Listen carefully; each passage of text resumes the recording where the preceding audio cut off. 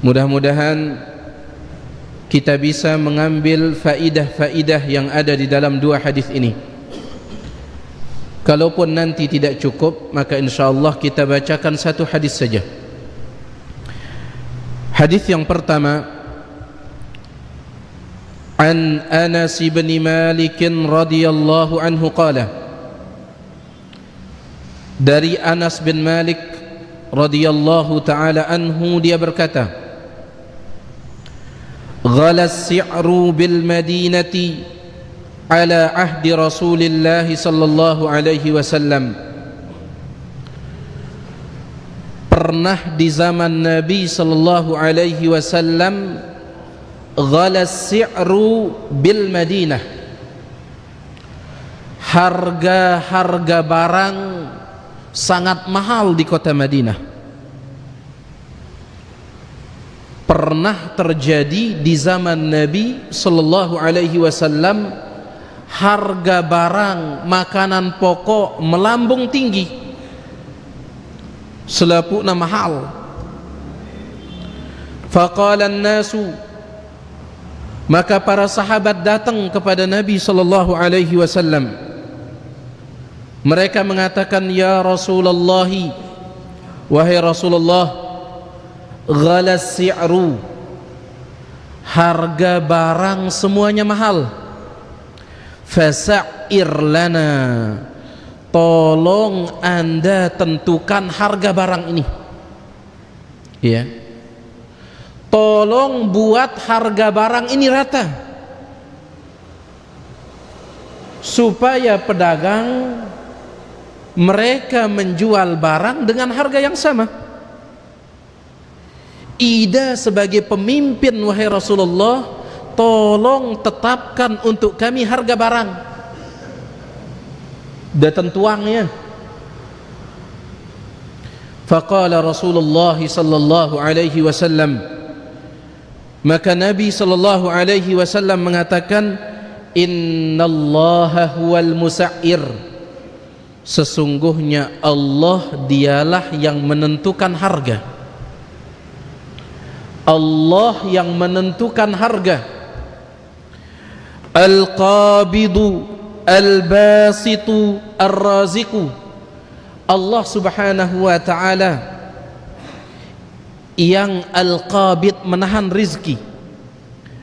Al-basit, Allah juga yang membuka rizki. Ar-razik, dia yang memberikan rizki. Wa inni la arju, dan sesungguhnya aku berharap, kata Nabi sallallahu alaihi wasallam, tiang berharap, an alqallaha ta'ala, saya berharap berjumpa dengan Allah pada hari kiamat. Walaysa ahadun minkum yatlubuni bimadlamatin fi damin wala mal, dalam keadaan tidak ada seorang pun menuntut saya pada hari kiamat. Rawahul khamsatu illa an-Nasa'i. Hadis ini jamaah sekalian diriwayatkan oleh Imam Ahmad, Abu Dawud, Tirmidzi dan juga Ibnu Majah, wa sahhahahu Ibnu Hibban, dan hadis ini dikatakan sahih oleh Imam Ibnu Hibban. Baik, ini hadis pertama. Ada beberapa faidah yang mudah-mudahan bisa kita ambil dari hadis ini. Faidah yang pertama, ternyata jamaah sekalian, masalah harga barang ini sudah mengganggu dari zaman dahulu. Ndek nalik zaman doang. Zamannya para sahabat, tatkala harga barang naik, lah bega repotnya para sahabat ini, bega susahnya para sahabat, sampai mereka datang ngelapor kepada Nabi Muhammad sallallahu alaihi wasallam. Cuman yang perlu kita ingat, tatkala harga barang naik, harga BBM, harga beras atau harga yang lainnya naik, ingat jamaah sekalian,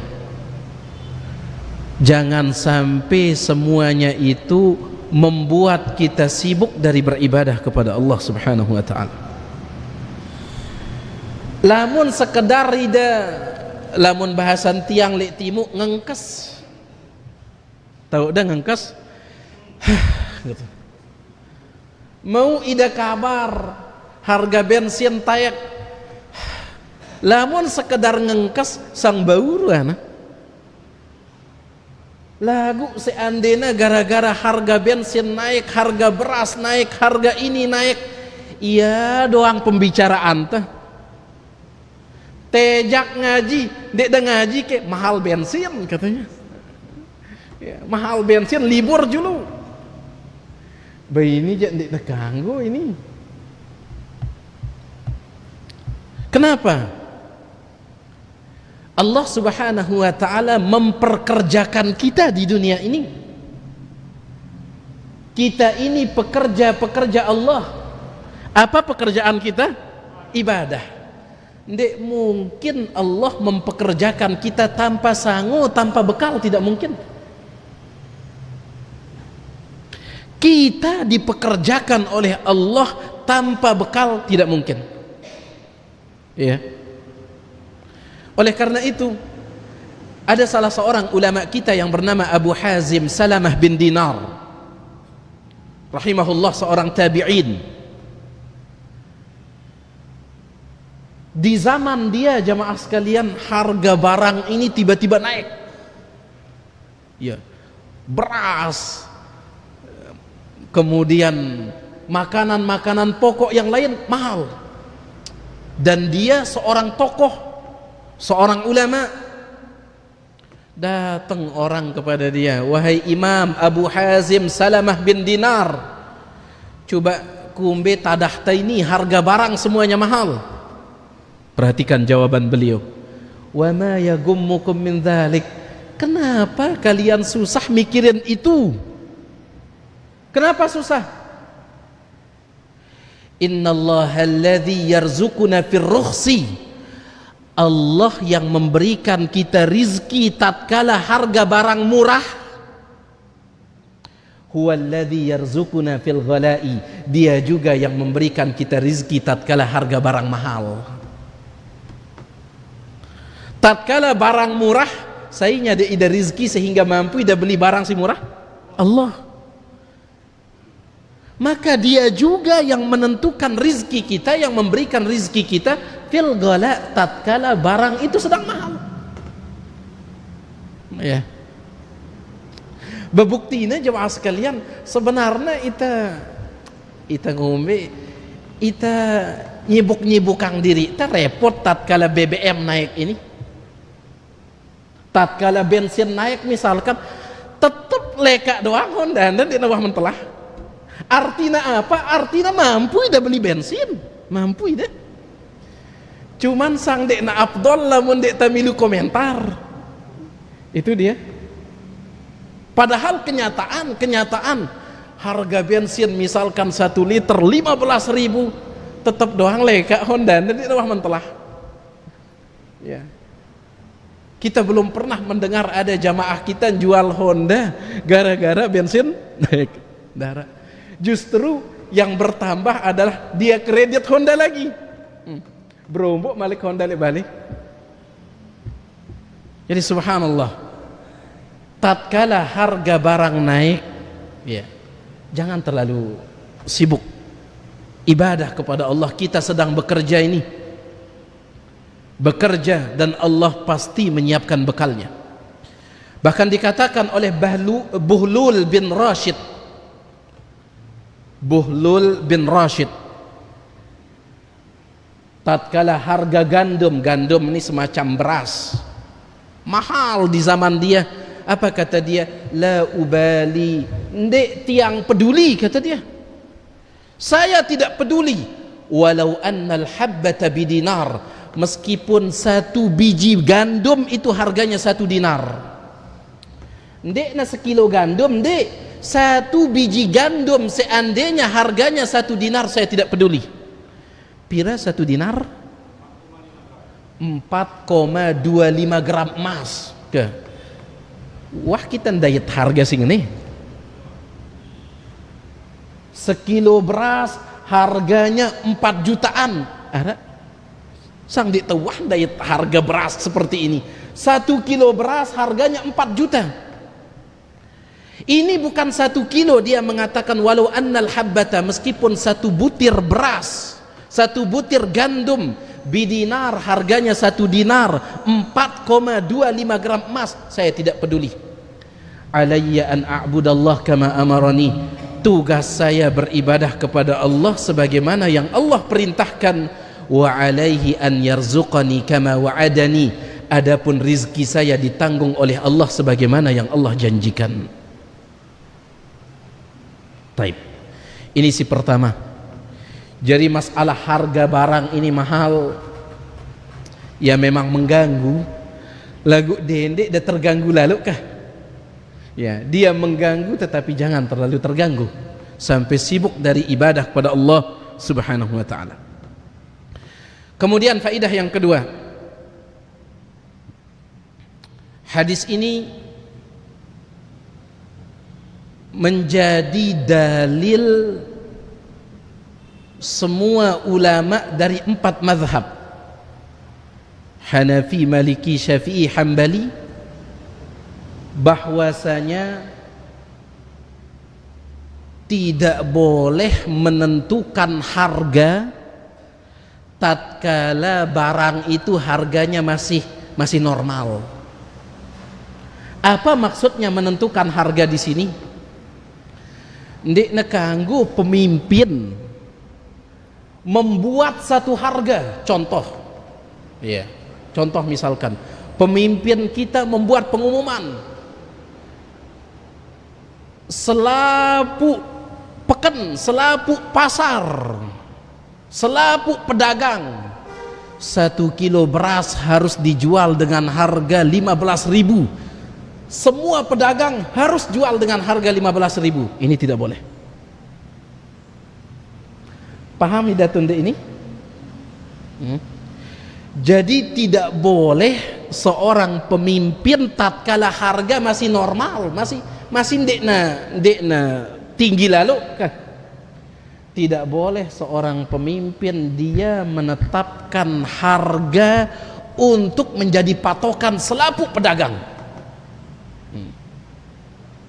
Untuk jadi patokan selapu pedagang. Ya, mara contoh si beruk no. Pemimpin kita membuat keputusan harga 1 kilo beras harus 15.000.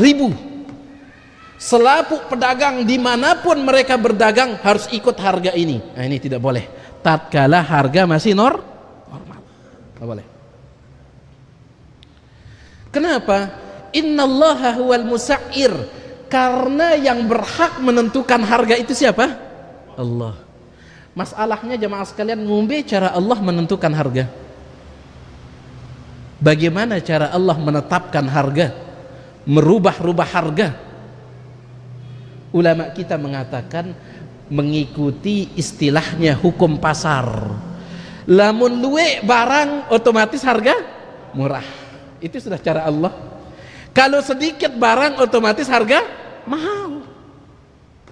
Karena kalau ditentukan harga, kondisi apapun tetap sekilo beras 15.000.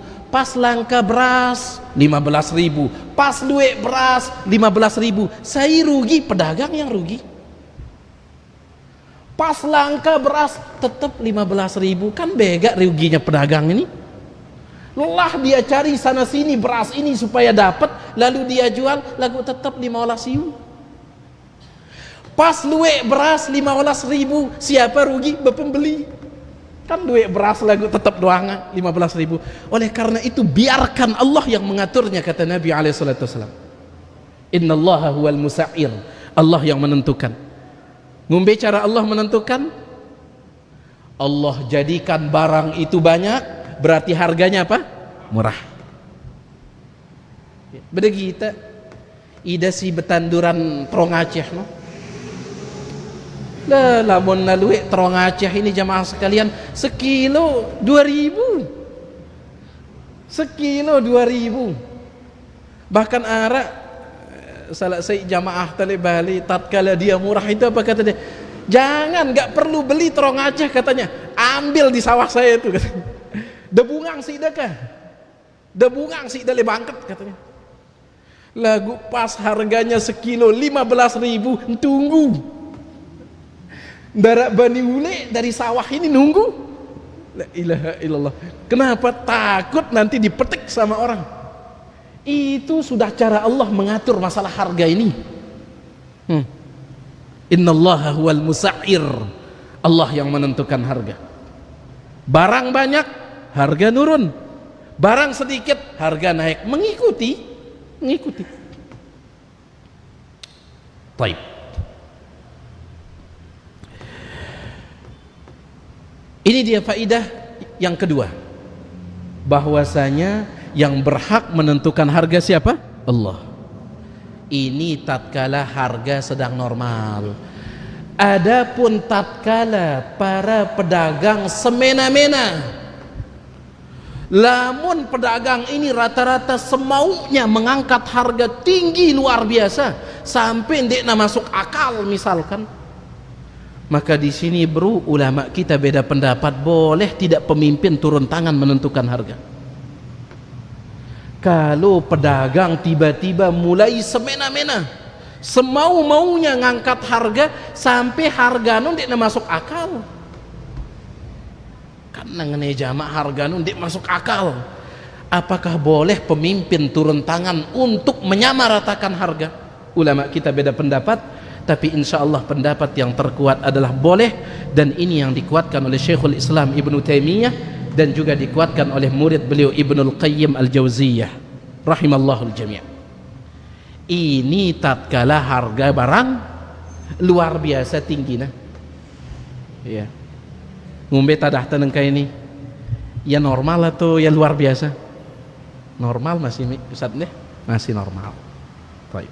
Maka kita serahkan kepada Allah Subhanahu wa taala. Kemudian faidah yang ketiga, hadis ini menjadi dalil para ulama mengatakan tidak ada batasan keuntungan. Hadis ini menjadi dalil ida lamun da jari pedagang modal da misalkan beli barang 100.000, kanggo da jual 200.000, kanggo da jual 250.000, tidak ada batasan mengambil keuntungan. Hadis ini dijadikan dalil oleh sebagian ulama. Kenapa? Karena Nabi SAW tatkala disuruh menentukan harga, beliau tidak mau, dan menentukan harga otomatis menentukan keuntungan. Paham idatun ini? Lamun seandainya Nabi SAW mengatakan, contoh misalkan ada sahabat dagang beras, modal dia membeli beras itu misalkan 100 dirham. Apa kata Nabi SAW? Misalkan Nabi mengatakan tidak boleh menjualnya kecuali dengan 110 dirham, berarti keuntungannya juga terbatas jarinya. Tetapi Nabi tidak mau menentukan harga, serah kepada Allah. Maka ini menjadi dalil sebagian ulama bahwasanya keuntungan itu tidak ada ketentuannya. Ya, cuman tetap kita dianjurkan, lamunida sebagai pedagang tetap dianjurkan untuk tidak terlalu banyak mengambil keuntungan. Seandainya pelungguh ngambil keuntungan 100%, ini jadi masalah. Pernah tiang ceritakan pelungguh tentang ulama kita, yaitu Syekh Albani rahimahullah. Syekh Albani beliau menjelaskan kepada murid-muridnya, tidak ada batasan keuntungan untuk diambil oleh pedagang. Pinter-pinter ida, meskipun tetap dianjurkan jangan menyulitkan pembeli, lagu ndik narak batasan keuntungan. Baik. Lek sopo ketika jamaah sekalian Syekh Albani ini ingin beli madu. Kebetulan murid beliau pedagang madu, salah seorang muridnya pedagang madu. Syekh Albani datang ke toko muridnya. Pira sudah berjual madu ini? Satu botol, kalau tiang tidak khilaf, muridnya mengatakan 150 atau 200, agak lupa tiang. Iya. Sebotol 150. Iya. Anggaplah itu 150. Beli 2 berarti berapa? 300. Setelah itu Syekh Albani pulang. Dilihat oleh murid beliau Syekh Ali rahimahullah yang meninggal tatkala corona. Syekh Ali bin Abdul Hamid Al-Halabi rahimahullah. Syekh Ali mengatakan, Masya Allah, Syekh kita Syekh Albani sudah beli madu ini. Berapa pelungguh beli Syekh? Kata beliau, satu botol 150. Betul 150? Betul. Iya, 150. Apa kata Syekh Ali? Syekh, satu botol ini harganya hanya 70. Hanya 70 satu botol. Kan mahal dan beli sampai 150, berarti 100% lebih untungnya si pedagang ini.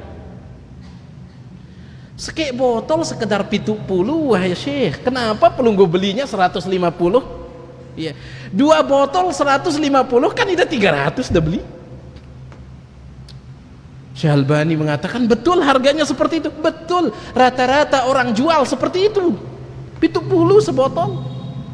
Langsung Syekh Albani datang ke toko muridnya itu, pulang. Katanya madu ini harganya 70, ya, dijual sama orang 70. Apa kata muridnya? Betul Syekh, 70. Iya. Lah kenapa engkau jual 150? Apa kata dia? Antum yang mengajarkan kita tidak ada batasan keuntungan. La ilaha illallah, kan mayangannya ini. Ida ngajaritan darak batasannya keuntungan ini. Itu kata dia. Jadi hadis ini yang menjadi dalil para ulama, di narak batasan keuntungan, cuman tetap dianjurkan jangan mempersulit pembeli.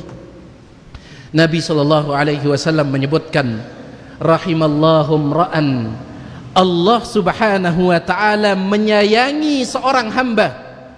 Allah sayang lek sopok hamba, samhan idza ba'a, dia mudah tatkala menjual, mudah, ndek mempersulit pembeli. Wa idza ishtara, mudah tatkala membeli, tidak mempersulit penjual. Ngombe tadahna mudah tatkala membeli ini, ndek na sadis lalu pas nawar. Pirajen barang dah ini 100.000, bau ke 50 katanya kan, bau ke 5.000 no? Dari 100.000 ditawar jadi 5.000, kan luar biasa gat ini. Ini terlalu berlebihan. Kemudian wa idzaqtada, begitu pula mudah ketika nagih utang.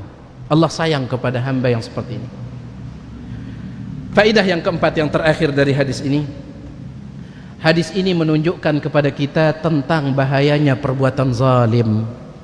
Sampai Nabi SAW mengatakan, saya berharap bertemu dengan Allah dalam keadaan tidak ada yang menuntut saya di hadapan Allah bimazlamatin, gara-gara kezaliman, fidamin, berkaitan dengan darah, au malin, atau berkaitan dengan harta. Ini Nabi SAW takut berkaitan dengan perbuatan zalim ini, ya. Nah, ini dia para jemaah sekalian, secara singkat 4 faidah yang bisa kita ambil dari hadis yang pertama. Yang singkat saja supaya kita bisa membaca 2 hadis. Baik, jelas hadis yang pertama ini? Mudah-mudahan kan deh. Hadis yang kedua, an Amr bin Shu'aib, dari Amr bin Shu'aib, an abihi, dari bapaknya, an jaddihi, dari kakeknya, qala, dia berkata, qala Rasulullah sallallahu alaihi wasallam, Nabi sallallahu alaihi wasallam menyebutkan, la yahillu salafun wa bai'un, tidak halal. Tidak halal artinya haram. Tidak halal salafun, hutang, wa bai'un, dicampur dengan jual beli. Nanti kita akan jelaskan. Tidak halal otang da campur kanca jual beli. wala syartani fi bai'in, dan juga tidak halal membuat dua syarat. Kata sebagian ulama, membuat dua akad di dalam satu jual beli. Yang ketiga, wala ribhu ma lam yudman, tidak halal mengambil keuntungan tatkala barang itu belum berada di dalam tanggungan. Ndekna halal dan bayat keuntungan dari barang yang belum pelungguh tanggung jawabkan. Yang terakhir, wala bai'u ma laysa indak, tidak halal menjual barang yang kita belum miliki. Rawahul khamsah, hadis ini diriwayatkan oleh lima imam Ahmad, Abu Dawud, Tirmidzi, Nasai, Ibnu Majah, wa sahahahu Tirmidzi, disahihkan oleh Imam Tirmidzi, wa Ibnu Khuzaimah, begitu pula Imam Ibnu Khuzaimah, wal Hakim, dan juga Imam Hakim rahimallahul jami'. Ini hadis kedua. Ada 4 faidah yang ingin kita sampaikan. Si pertama, Nabi alaihi salatu wassalam mengatakan ndekna halal hutang dengan jual beli. Baik. Tidak boleh menggabungkan utang kanca jual beli. Mbe contohna,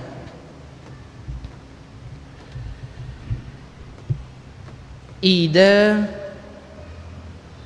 jari petani Trong Aceh, ya, ida jari petani Trong Aceh. Kebetulan ida butuh modal. Datang ida nyinggak modal kepada seorang saudagar.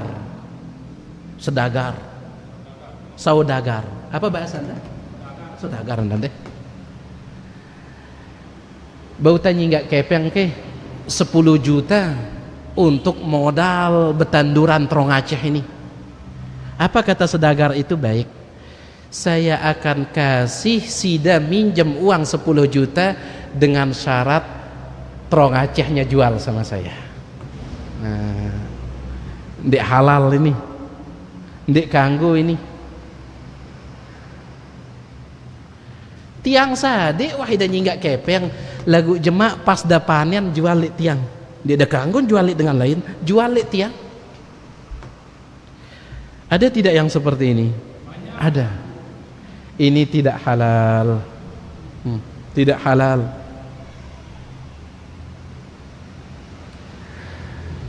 Atau jamaah sekalian, contoh lain kata para ulama, di antaranya Syekh Dr. Abdullah bin Shalih Al-Fauzan di sini.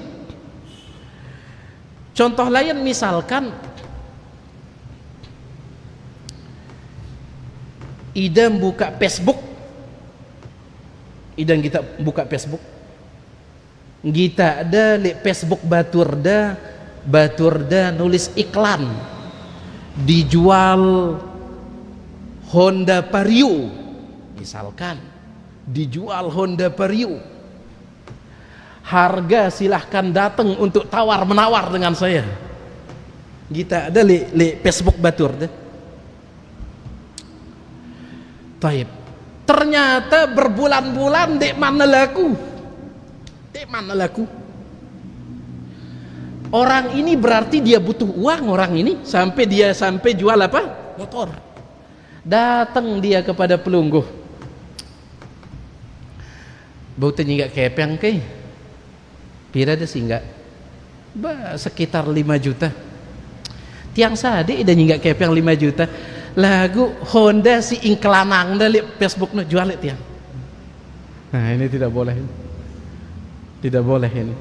Menggabungkan antara jual beli dengan hutang itu boleh atau tidak? Tidak boleh. Kenapa jemaah sekalian? Ulama mengatakan ada 2 alasannya. Alasan yang pertama adalah bisa jadi merusak keridoan penjual.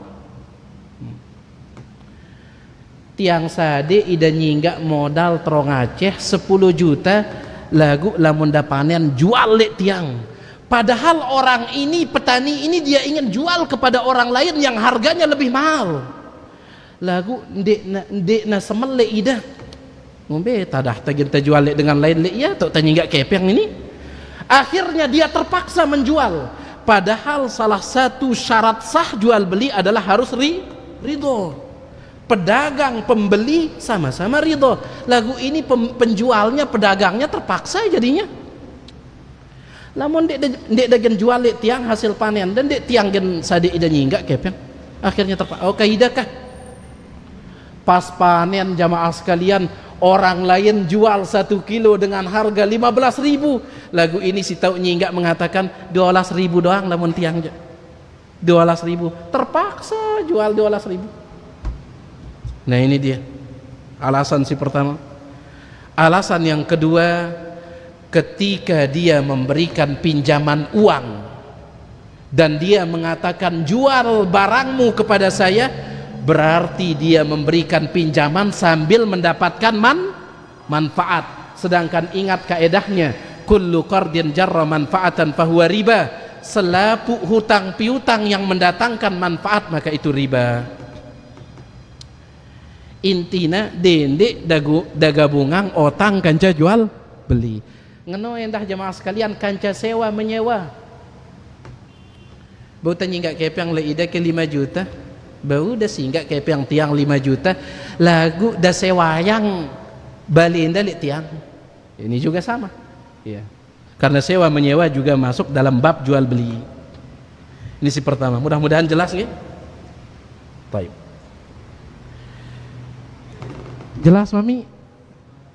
Baik. Kanggo ke dan gabungan otang kan jual beli kanggo atun dik?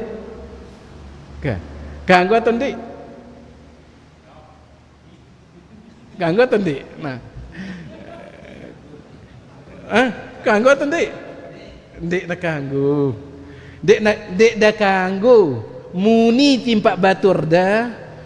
Tiang sade ida nyinggak kepeng 1 juta, lagu dah jual terong Aceh dalik tiang, dia dah kanggo. Ya, baik. Mudah-mudahan dek berat pengajian tasarnya kah? Karena kita butuh ini. Yang kedua, wala syartani fi bai'atin atau fi bai'in. Tidak boleh membuat 2 syarat di dalam jual beli. Dek dah kanggo miak 2 syarat di dalam jual beli. Ulama kita ya beda pendapat tentang masalah ini. Apa maksudnya membuat 2 syarat dalam seke jual beli? Pendapat yang pertama yang dikuatkan oleh Syekh bin Baz. Ya. Lamun 1 syarat boleh. Contoh.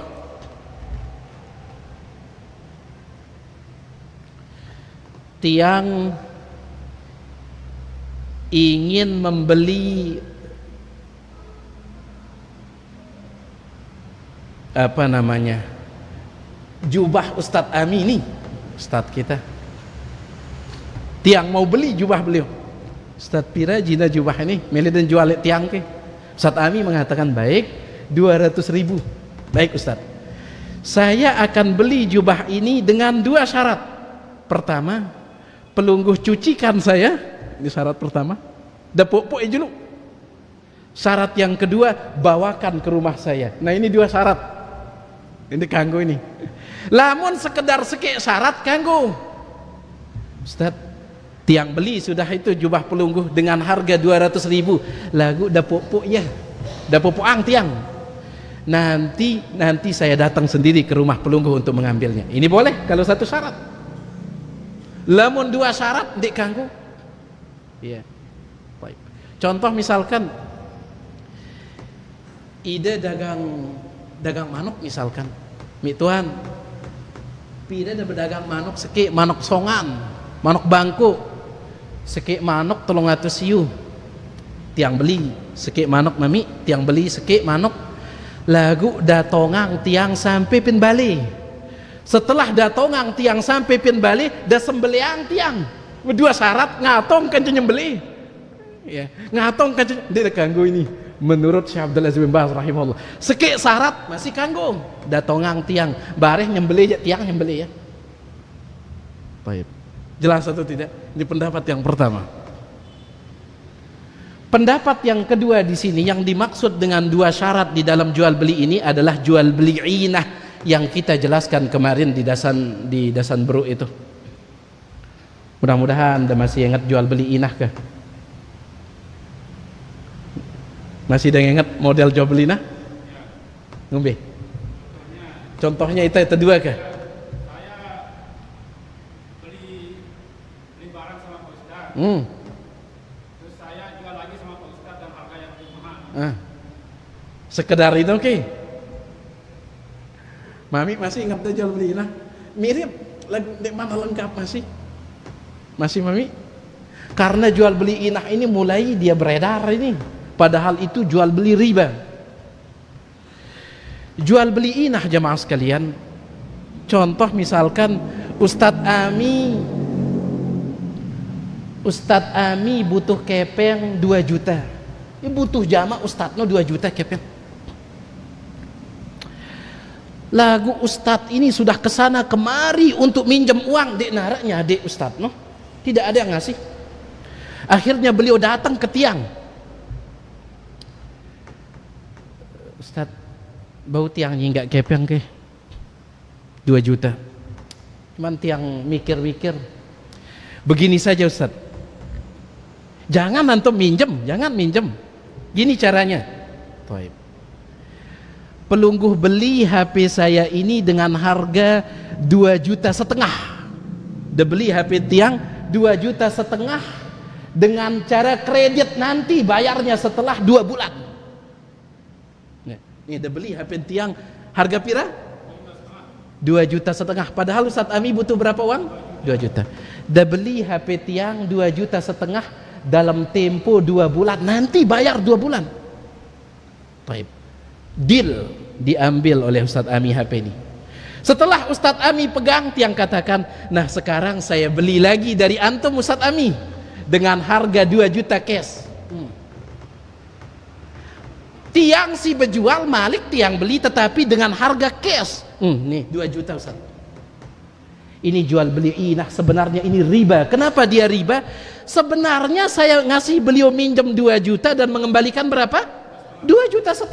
Cuman dibungkus pakai bungkus jual beli. Diakal-akali riba ini oleh manusia. Pada sebenarnya kenana? Pada maksudnya Ustadz Ami mengatakan, Ustadz yang minjem kepeng 2 juta. Kah, nih dia pinjam kepeng 2 juta, ada tulakang 2,5 juta. Pada maksudnya. Tetapi terlalu tampak ribanya kalau ini. Makanya dibungkus pakai jual beli. Kah. Dia beli HP tiang 2,5 juta 2 bulan, tempo 2 bulan. Laun dah bayar 2 bulan. Setelah diambil oleh Ustadz Ami, tiang beli lagi. Ustadz Ami, saya beli lagi dengan harga 2 juta tunai. 2 juta. Ustadz Ami mendapatkan uang 2 juta sebagaimana yang dia butuhkan, tetapi beliau punya kewajiban mengembalikan kepada saya berapa? 2,5 juta. Bapak ada ini selain 5 likur. Cuman bungkusnya doang, bungkus jual beli. Ya, jual beli inah. Jelas atau tidak? Nah, berarti itu yang dimaksud dengan 2 syarat di dalam satu jual beli. Ya, dua-duanya, 2 pendapat ini bisa diterima jemaah sekalian. Lamun dah berdagang barang atau beli barang dindik demi 2 syarat. Lamun sikit syarat masih boleh. Ya. Yang kedua, jangan membuat jual beli inah. Baik. Yang ketiga, tiang singkat saja. Wala ribhu ma lam yudman. Tidak boleh mengambil keuntungan dari barang yang masih di luar tanggung jawab. Ada ida dagang obat loh itu. Ini sering terjadi, dagang obat pertanian sering terjadi. Tetapi juga dagang-dagang yang lain. Contoh misalkan tiang pedagang obat. Ya, tiang pedagang obat. Cuman tiang tahu nama-nama obat ini. Mami ada tahu dah nama obat ke? Kadu nyemprot apa bagus? Rondap. Rondap. Supaya jelas. Tiang dagang obat pertanian. Baik. Kebetulan di toko tiang Rondap ini habis. stok rondap lek tokon tiang habis, langsung tiang nelpon ke Jawa, ada rondap tidak di sana? Ada. Oh tolong kirimkan.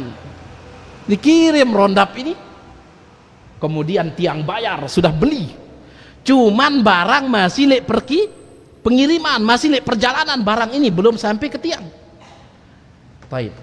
Tiba-tiba datang sopok petani, arak rondap ke tembeli, arak rondap tembeli. Baik. Apa kata tiang? Ada tetapi masih di perjalanan. Di mana sampai rondap ini masih dikirim. Apa kata pembeli tersebut? Di apa-apa? Pira ada berjual. Saya membeli rondap di Jawa 50.000. Saya katakan 70.000, berarti untung 20. 70.000 saya jual. Baik. Langsung deal. Padahal lek embe rondap no, lek perjalanan. Itu yang dimaksud mengambil untung dari barang yang belum berada di tanggung jawab. Idan jual barang siwah beli nda lagu barang ini masih lek perjalanan. Dek kanggo ini. Kenapa? Ulama mengatakan siapa yang bisa menjamin rondap itu akan sampai di rumah saya. Bisa jadi lek perjalanan terjadi kecelakaan, akhirnya dia bau sampai barang no, dia bau sampai, ternyata pas barang itu tidak sampai, saya katakan kepada pembeli itu, oh ternyata barangnya tidak sampai, marah pembelinya. Sedangkan Islam itu ya menghindari hal-hal seperti itu. Jadi lamun dah jadi pedagang jamaah sekalian, terus ida mesen barang, kemudian barang sim pesen danono masih lek tengah langan, dendek dah jual ya, dendek dah jual ya sampai barang tersebut sudah tiba di Pelungguh baru boleh dijual. Ya, dendek dah jual ya. Meskipun barangnya tidak jauh. Contoh, ida beli kelambi lek pekan naik mel, lagu ida beli ngadu telpon, ya, arak kelambi lek tike, arak kelambi lek teh, tiang beli jubah dua, setelah selesai Pelungguh jual beli dengan yang di Aikmal tersebut, lek pekan Aikmal, tahu-tahu arak dengan datang lek ida, Ustaz tiang beli jubah arak ke, oh ada. Langsung Pelungguh jual padahal jubahnya masih di sana. Ini enggak boleh. Ini enggak boleh.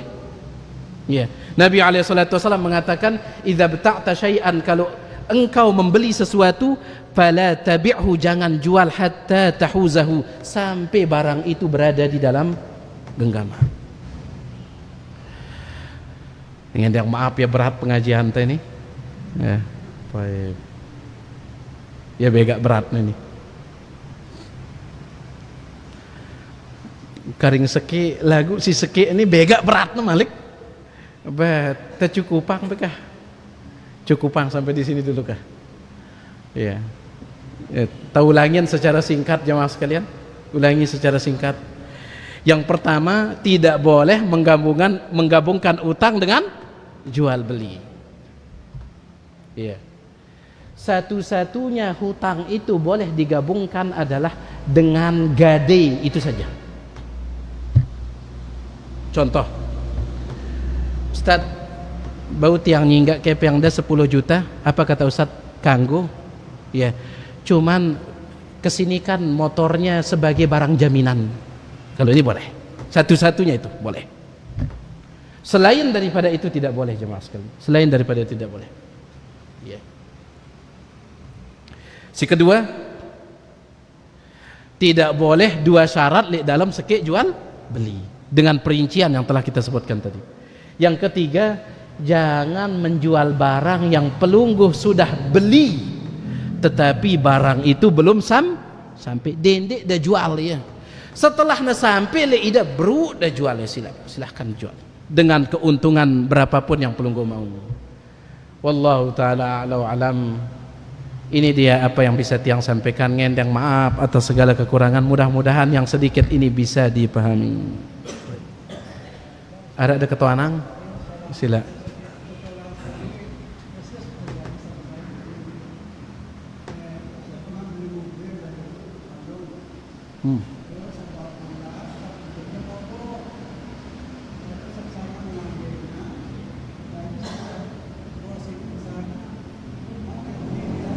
Mau apa?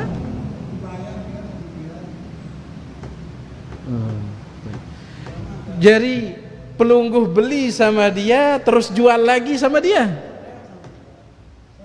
Online. Ya.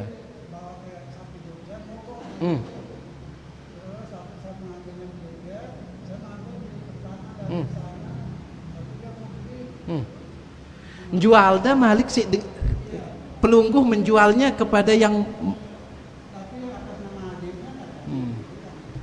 tetap ini dihindarkan ini, diganggu.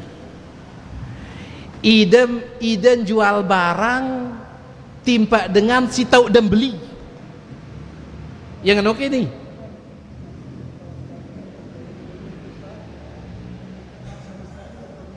Iya. Kalau kita tidak tahu hukumnya tidak menjadi masalah. Ya, kalau kita tidak tahu.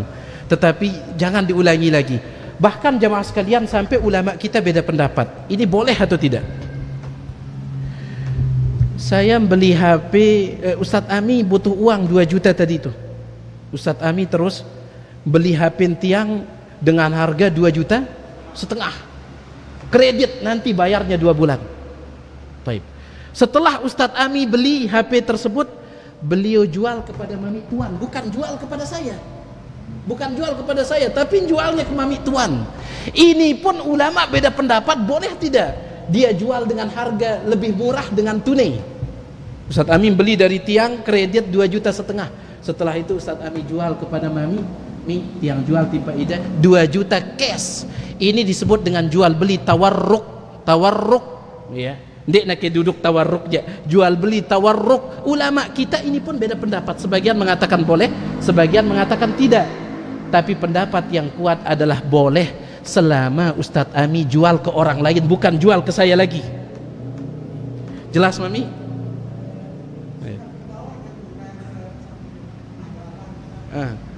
Meskipun yang penting dan jualnya Malik tulak.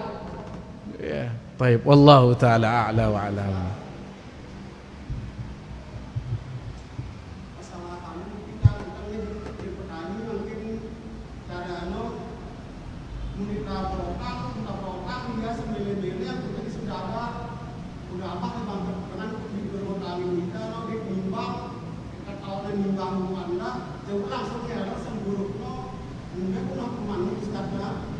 Yang mungkin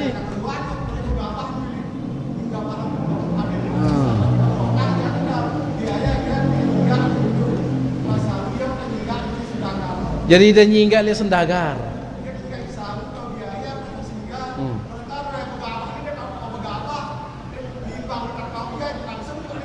Angkan iyan dia kanggo si bro ini. Iya kan dia kanggo. Ida nyinggak kep yang le iya terus harus ia beli ya payu semena-mena dia. Semena-mena. Iya. Dengan si lain berdagang terong Aceh, orang lain menjual 15.000 1 kilo. Tetapi dia mengatakan, "Lek tiang tahu darotang lamun tiang aja 12.000 doang." Semena-mena dia mainkan harga. Akhirnya kita pun terpaksa. Sedangkan di antara syarat sah jual beli harus ridho. Dia ganggu ini.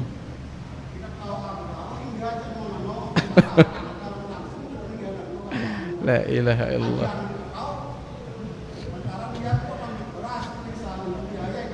Beberombo Malik ndek nak kanggona. Si pertama ya semena-mena, si kedua ndek dah tahu ajina barang dah.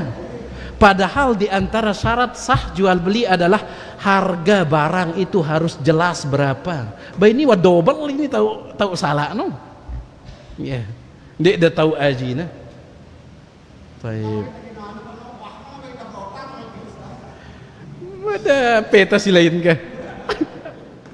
Beta tahu maksa dengan, jangan sampai gara-gara itu kita berbuat kesalahan deh ya. Wallahu taala ala wa alam.